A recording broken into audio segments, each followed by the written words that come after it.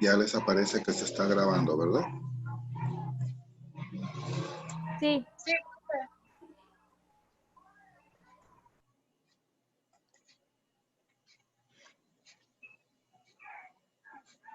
Bueno, entonces les comentaba que tendremos que indicar, si fuese el caso de que me contrataran para hacer una revisión y que yo presentara la información con base en un marco de referencia diferente, tendré que indicar de dónde es ese marco, ¿sí? Para dar cumplimiento a lo que me pide la NIA 700. Vamos a continuar. Este es un ejemplo de la opinión. Acuérdense que estamos hablando de que es una opinión sin salvedades, una opinión limpia, la opinión que todas las empresas tienen deseos de recibir. Si tú recibes una opinión limpia, quiere decir que tienes un buen contador, que sabe aplicar las normas de información financiera, que hay un buen administrador, que busca el cumplimiento de las normas y la obtención de los objetos sociales de la entidad. Entonces, la redacción de una opinión limpia dice: en nuestra opinión, los estados financieros presentan razonablemente en todos sus aspectos importantes, o puedo modificar la redacción y decir, o dan una certeza razonable de la situación financiera de la compañía ABC al 31 de diciembre de 2019 y de los resultados de sus operaciones y sus flujos de efectivo por el año que terminó en esa fecha, de acuerdo con las normas internacionales de información financiera. Si aparece esta opinión en tu cuaderno de dictamen, te ponemos estrellita, ¿no? Tu contabilidad está perfecta. Ese es el ideal que todos quieren recibir. ¿Por qué? Porque es una opinión limpia, una opinión sin salvedades. Yo quisiera saber si alguno de ustedes me puede decir qué entiende por salvedades.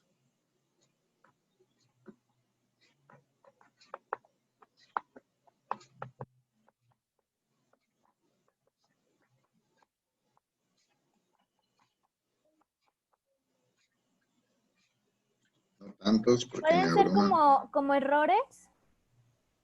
¿De qué tipo? Ah, ¿cómo qué? ¿De qué tipo?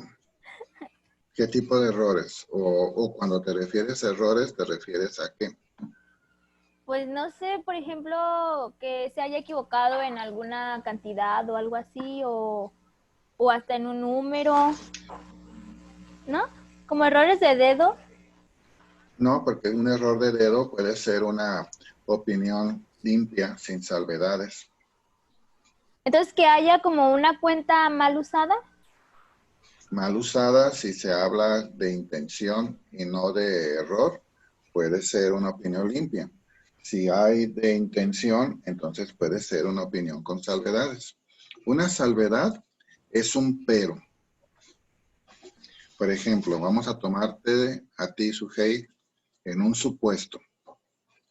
Vamos a decir, el novio de Sujei es un buen candidato para marido, Excelente.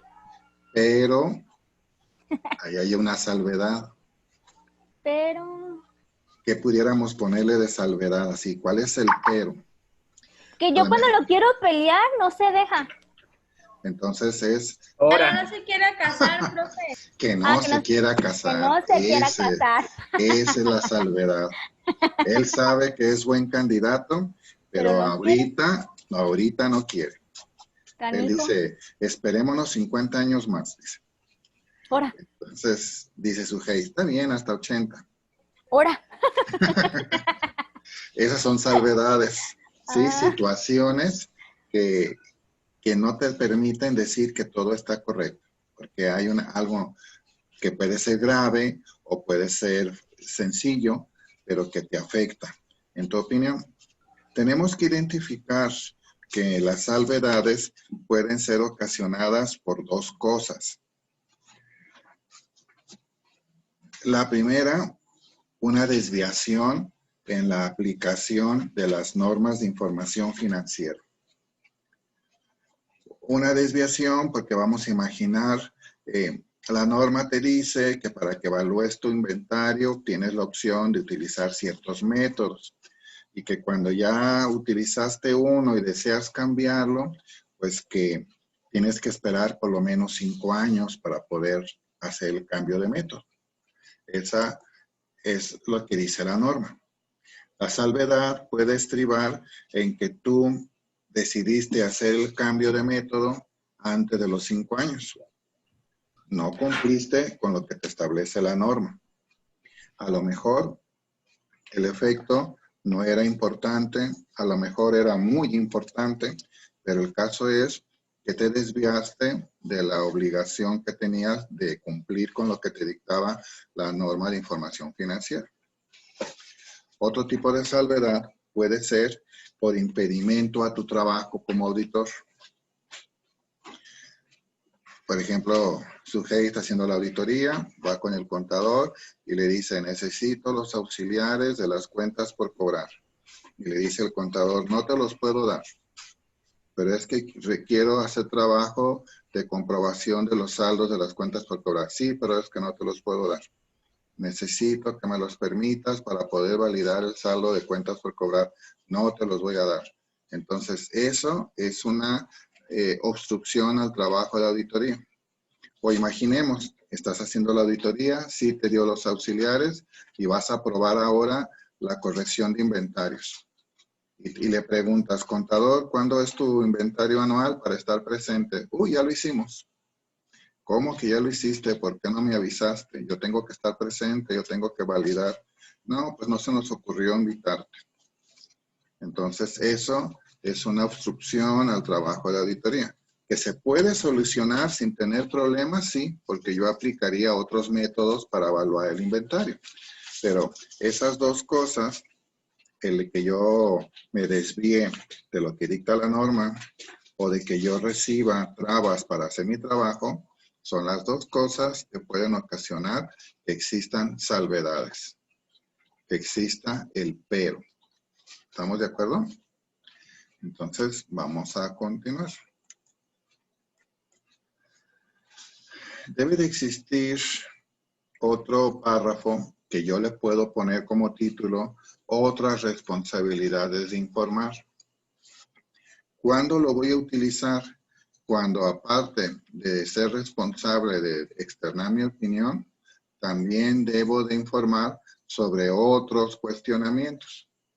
Hace un momento les decía, te piden que hables de la razonabilidad del estado financiero, pero que también hables de que se cumplió con una imposición legal. Entonces yo tendré que usar mi párrafo de opinión normal y allí externo la razonabilidad del estado financiero. Pero utilizo un párrafo adicional de otras responsabilidades en donde voy a explicar que sí cumple con la imposición del requisito del contrato X. Después de que ya puse todo eso, ¿qué debo de anotar? La firma del auditor. En esa firma del auditor debería aparecerme la fecha del dictamen. Esta fecha es muy importante. La fecha que debe de aparecer allí no es de cuando yo me retiré de las oficinas del cliente para ir a trabajar a la oficina del despacho. No es de cuando yo terminé de escribir en la computadora y mandé imprimir la información.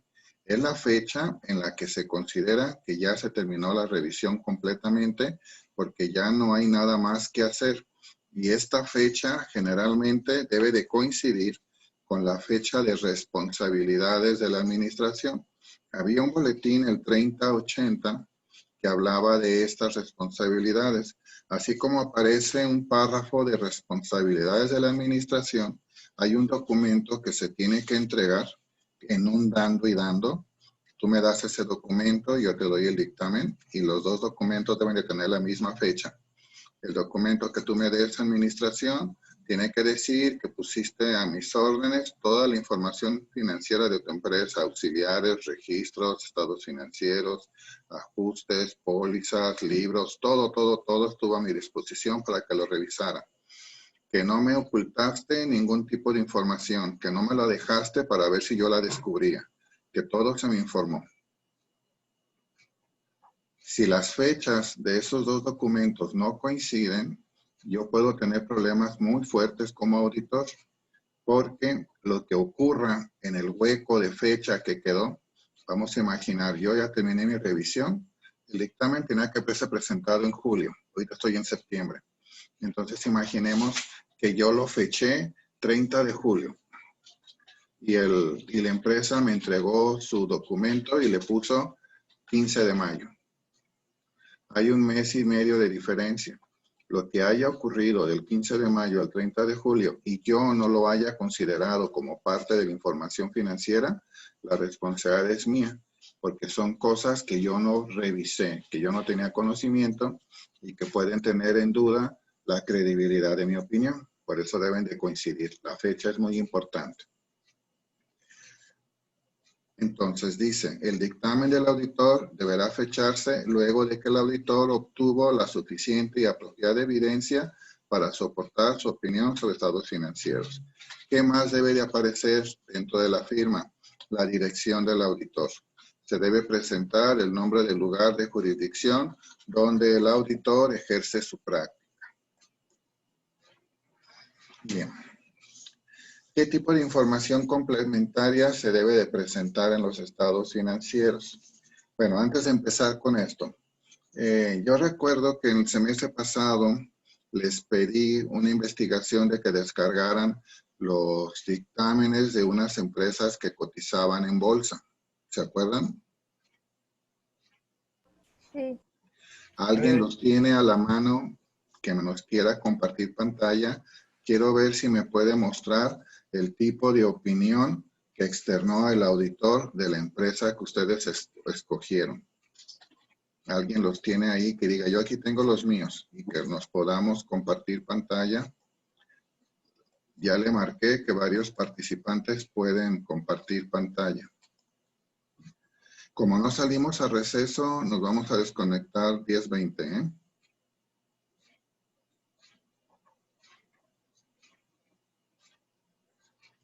¿Alguien los tiene a la mano que nos los quiera mostrar? Nadie los tiene a la mano. Maestro. Déjenme revisar si yo tengo aquí alguno. Es que como me formatearon la compu, no sé qué me quedó. Vamos a ver.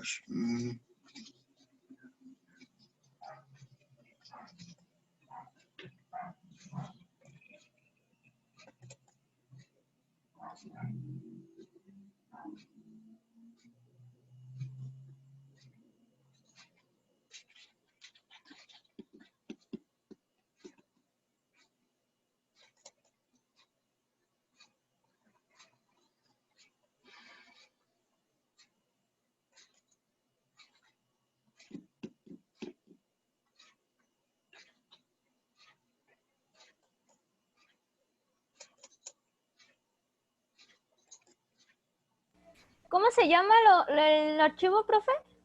Les había pedido que descargaran un informe anual y que dentro del informe anual buscaran dictamen de los auditores externos.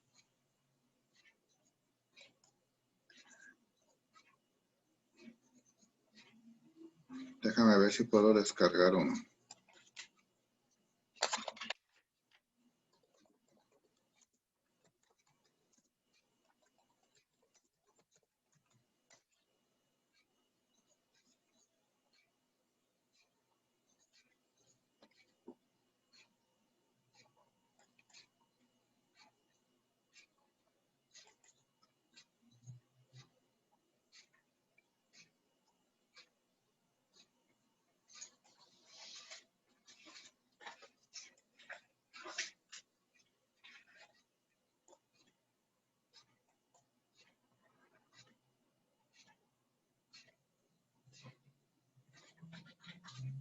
Es que requiero la opinión para que ustedes puedan ver cómo se redacta de una empresa real.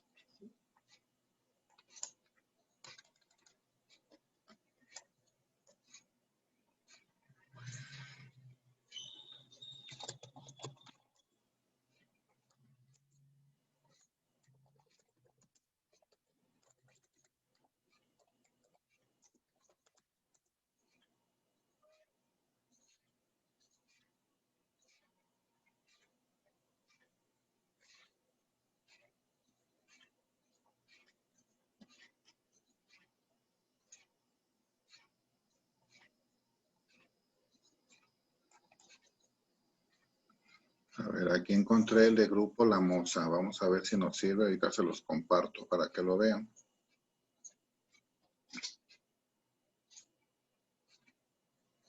Sí, vamos a compartirlo.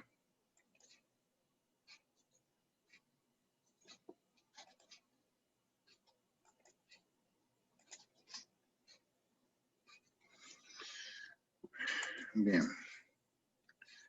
Esta es la opinión que externan los auditores independientes o auditores externos de Grupo La Moza, SAB de CB. Aquí está su opinión. Dice, hemos auditado los estados financieros consolidados de Grupo La Moza, SAB de CB y subsidiarias. Y entre paréntesis pone la compañía. ¿Para qué lo pone? Para que cada que se refiera a Grupo La Moza ya no tenga que repetir Grupo La Moza, SAB de CB y subsidiarias. Simplemente va a decir la compañía. ¿Qué comprenden los estados consolidados de posición financiera al 31 de diciembre de 2018 y 2017? Aquí está hablando de la manera comparativa que yo les decía. Así como los estados consolidados de resultados, los estados consolidados de utilidad integral, los estados de cambios en el capital contable y los estados consolidados de flujo de efectivo, correspondientes a los años que terminaron en esas fechas, así como las notas explicativas de los estados consolidados que incluyen un resumen de las políticas contables significativas.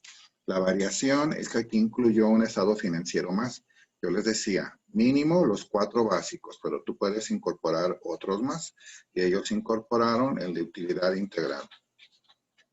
Y dice, en nuestra opinión, los estados financieros consolidados adjuntos presentan razonablemente en todos los aspectos importantes la posición financiera de la compañía al 31 de diciembre de 2018 y 2017,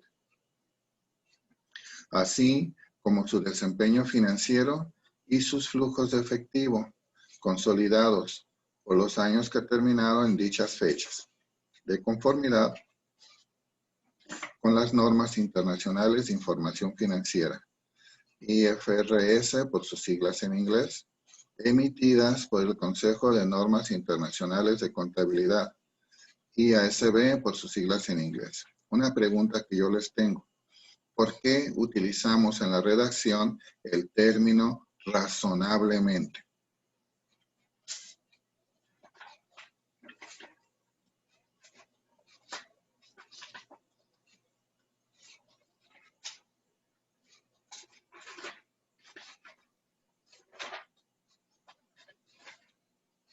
No tantos, no más uno. Porque la información es competente. La información es competente y estamos cumpliendo con lo que decíamos de que los estados cumplen con la razonabilidad de las normas. Pero también hablamos de razonable porque en una revisión no podemos revisar el 100%. Revisar el 100% equivaldría a rehacer la contabilidad. Si yo estoy revisando un año de operaciones, ¿cuánto tiempo llevó a hacer la contabilidad de ese año?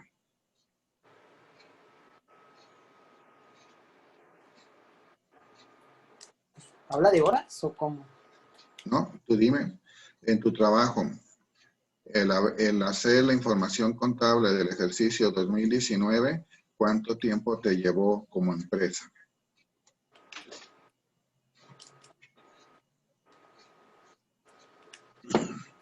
Pues el año, ¿no? ¿El año? ¿Estás segura? O sea, para hacerla, para crearla, o sea, todos los meses. O sea, ya habla directamente para el auditor, para No, rehacer la información. tú como empresa. A ti empresa, ¿cuánto tiempo te llevó hacer un año de contabilidad en tu negocio? Oh. ¿Meses? No. Bueno, meses sí. Te llevó a lo mejor 12 meses, 15 meses. Porque a veces estás en el 2020 y todavía no cierras 2019. Entonces, si no usáramos el término razonable, quiere decir que tendríamos que estar, los estados financieros presentan completamente, totalmente los aspectos importantes. Y eso equivaldría a que revisaste el 100%. Entonces, imagínate, un año para hacer tu contabilidad y un año para que lo venga a revisar a auditoría. ¿Cuándo vas a tener la certeza de que tu información estaba bien? Entonces, para poder validar, nosotros actuamos en revisiones con base en alcances, con porcentajes. Revisamos de aquí, de allá, no el 100%. Si el universo seleccionado nos queda bien, nos dice que todo está bien, obviamos todo lo demás y decimos está razonablemente correcto. Solo cuando detectamos un error dentro de lo que revisamos y consideramos que es importante, ampliamos y revisamos más. ¿Sí? Entonces, este es el ejemplo de una opinión. Esto es un ejemplo real, no lo estoy inventando yo. Vamos a ver qué más dice. Dice, fundamento de la opinión. ¿Qué es lo que tengo que poner allí? Si se fijan, lo que aparece en una letra de, pues no sé qué color será esto, como café, como dorado, son los títulos de los párrafos. Cada párrafo ya está identificado y aquí me dice que lo que yo lea en este párrafo es el fundamento de la opinión que yo externé. Mi opinión es esta, mira. Esa es la opinión. Si yo cobré 50 millones, estos 4 renglones valen 50 millones. Si yo cobré 1,000 pesos, estos 4 renglones valen 1,000 pesos. ¿Sí? Entonces, ¿cómo se fundamentó esos 4 renglones? Dice, hemos llevado a cabo nuestra auditoría de acuerdo con las normas internacionales de auditoría, NIA. Nuestra responsabilidad de conformidad con esas normas se describe detalladamente en la sección de responsabilidades del auditor en relación a la auditoría de los estados financieros consolidados de nuestro informe. Somos independientes de la compañía. ¿Se acuerdan que acá arriba pusimos entre paréntesis la compañía para no volver a repetir grupo La Moza S.A. de CB y subsidiarias? ¿Sí? De acuerdo con las disposiciones del Código de Ética para Contadores Públicos emitidos por el Consejo de Normas Internacionales de Ética, Código de Ética del ISBA, y con el emitido por el Instituto Mexicano de Contadores Públicos, Código de Ética del IMCP. Y hemos cumplido las demás responsabilidades éticas de conformidad con el Código de Ética del ISBA y con el Código de Ética del IMCP. Consideramos que la evidencia de auditoría que hemos obtenido es suficiente para proporcionar una base para nuestra opinión. Entonces, algo nuevo que no tenía el anterior boletín, el 4010, era hablar precisamente de los pronunciamientos éticos. Por eso es muy importante que ustedes reciban la formación sobre la ética. Les vamos a llover mucho porque la vamos a ver por el lado de auditoría y la vamos a ver por el lado de ética, nada más. Por auditoría lo vamos a ver referente al código de ética.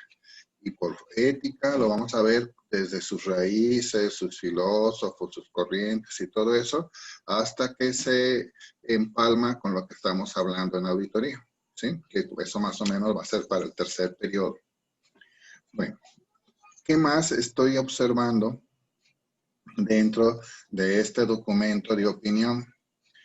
Hay otro párrafo que dice cuestiones clave de la auditoría. ¿Para qué lo voy a usar? Bueno, dentro del cuerpo de la opinión existen párrafos de énfasis.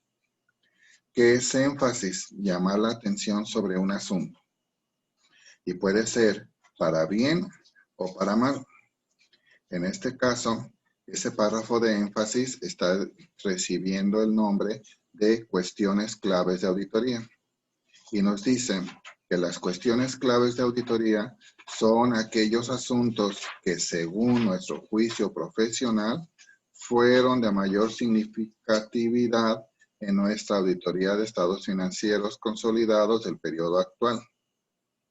Estas cuestiones han sido tratadas en el contexto de nuestra auditoría de los estados financieros consolidados en su conjunto y en la formación de nuestra opinión sobre los mismos, por lo que no expresamos una opinión por separado sobre estos asuntos. Hemos determinado que las cuestiones claves de auditoría que se describen a continuación son cuestiones claves que se deben comunicar en nuestro informe. Entonces, ¿a qué se refiere todo este rollo? A situaciones que encontré yo de información financiera y que es conveniente que no solamente las mencione en las notas, también se lo voy a mencionar aquí, pero no voy a ser tan extenso ni tan específico como en las notas. Ahí en las notas yo me puedo extender y hacer una nota de 20 hojas o de medio renglón. Aquí voy a ser lo más conciso posible porque está dentro del cuerpo de la opinión. Y entonces aquí dice, en este ejemplo, que existe una deuda bancaria. También dice que hay activos intangibles no amortizables. Voy a guardar el chat, ya me apareció el mensajito de los 10 minutos. A ver, dice que en el chat hay 23 y en el grupo hay 23. Muy bien. Vamos a guardarlo.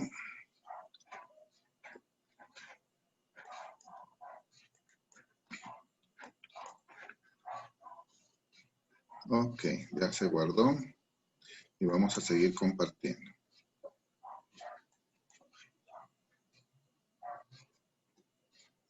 Entonces, yo voy a abrir un párrafo de énfasis por cada situación que a mi criterio, que a mi gusto considero que es importante que lo enfatice para que la persona que lo lea comprenda mejor la situación. Entonces vamos a evaluar. Aquí en sus cuestiones clave está enfatizando sobre una deuda bancaria. Él dice que hay una nota 18i, que ahí puedo ver la explicación más amplia, pero aquí me describe el detalle. Activos intangibles no amortizables, ese sería el segundo párrafo de énfasis. Evaluación de la recuperabilidad del impuesto a la utilidad diferido, ese sería el tercer párrafo de énfasis. Y ahí termina y ya continúa con otra información. En la presentación habíamos dicho que podíamos tener otra información, ¿sí? Si te contrataron, no solamente para que dictamines sobre la razonabilidad del estado financiero, sino para que hables de alguna otra situación específica. Entonces, en otra información dice aquí, la administración de la compañía es responsable por la otra información. La otra información comprenderá la información que será incorporada en el reporte anual que la compañía está obligada a preparar conforme al artículo 33, fracción 1. ¿Se acuerdan que ya hemos dicho que te podían contratar para opinar sobre la razonabilidad. Y también de cumplimiento. Y aquí está dando cumplimiento a un artículo, al artículo 33, fracción 1, inciso B, del título cuarto, capítulo primero de las disposiciones de carácter general aplicable a las emisoras y a otros participantes del mercado de valores en México. Entonces, quiere decir que aparte de hacer una revisión normal, estamos revisando que se cumpla con lo que dicta ese artículo. ¿Sí? Y aquí explicamos información complementaria. Y luego dice, responsabilidad de la administración y los responsables del gobierno corporativo. Yo les había dicho en la presentación que la administración es la responsable de todo lo que tenga que ver con los estados financieros. Y aquí está, miren, el auditor lo está presentando. Dice, la administración de la compañía es responsable de la preparación y presentación razonable de estos estados financieros y de control interno que la administración determina necesario para permitir la preparación de estados financieros consolidados, libres de error material debido a fraude o error. Dice, en preparación de los estados financieros, la administración es responsable de la evaluación de la capacidad de la compañía de continuar como empresa en funcionamiento, revelando, según corresponda, las cuestiones relacionadas con la compañía en funcionamiento y utilizando el principio contable de empresa en funcionamiento, excepto si la administración tiene intención de liquidar la compañía o de cesar sus operaciones, o bien no exista otra alternativa realista. Los responsables del gobierno de la compañía son responsables de supervisar el proceso de información financiera. Entonces ahí ya estoy externando. Es un poco diferente la redacción, pero recuerden que yo les dije, está permitido que lo hagan a criterio, a experiencia, a gusto del auditor, siempre y cuando no se desvíe del verdadero motivo de este párrafo. Y yo siento que no se desvía. El siguiente párrafo dice, responsabilidades del auditor en relación a la auditoría de los estados financieros. Entonces aquí va a hablar de lo que nosotros somos responsables. Y a pesar de que yo les mostré en la presentación un ejemplo de la redacción, el auditor de esta empresa lo ha modificado a su criterio.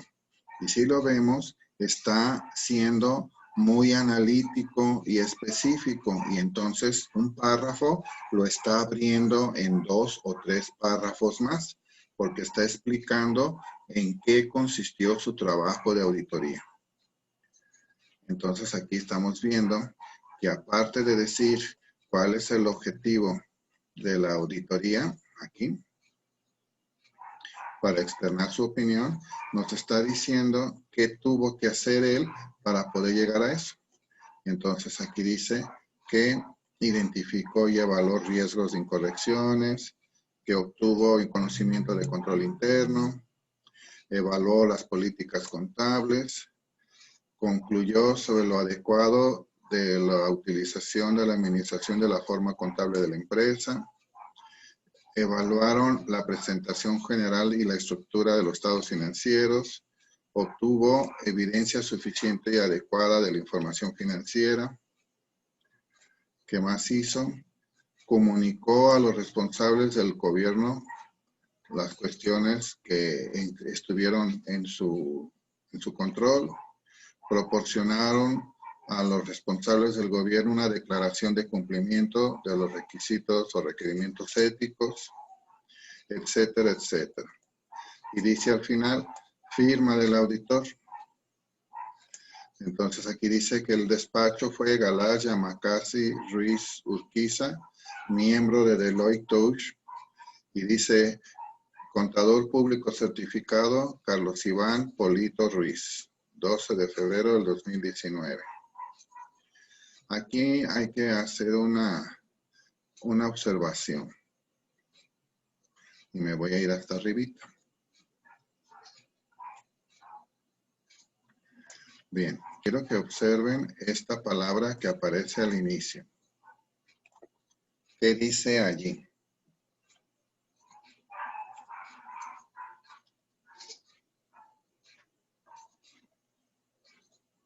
Me van a dejar sordo por contestar todos al mismo tiempo.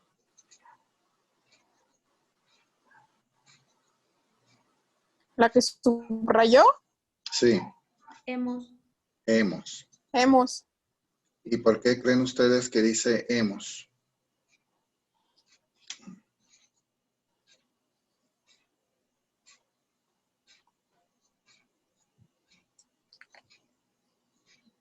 Porque la auditoría se realizó entre varias personas.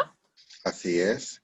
Y si la realicé entre varias personas, al utilizar yo el hemos, a pesar de que en la parte inferior dice que yo soy Carlos Iván, me está dando a entender que yo, Carlos Iván, no soy el auditor jefe, no soy el socio principal de la firma.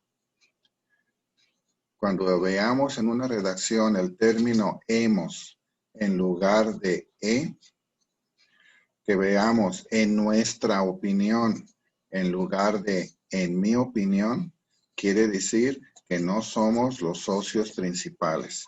Todavía arriba de nosotros hay un mero mero y solamente ellos pueden hablar en primera persona. Todos los demás lo hacen en plural. Hemos, en nuestra opinión, consideramos, pensamos, observamos. Pero si es el principal, es en mi opinión, observo, sugiero, considero, porque él es el mero mero. ¿Estamos de acuerdo? Si alguien te llega a preguntar, oye, ¿y Carlos Iván qué juega allí? Es uno de los socios. Pero si dice entonces, ¿quién es Carlos Iván? Es el mero mero de Galás. Porque él sí puede escribir en primera persona.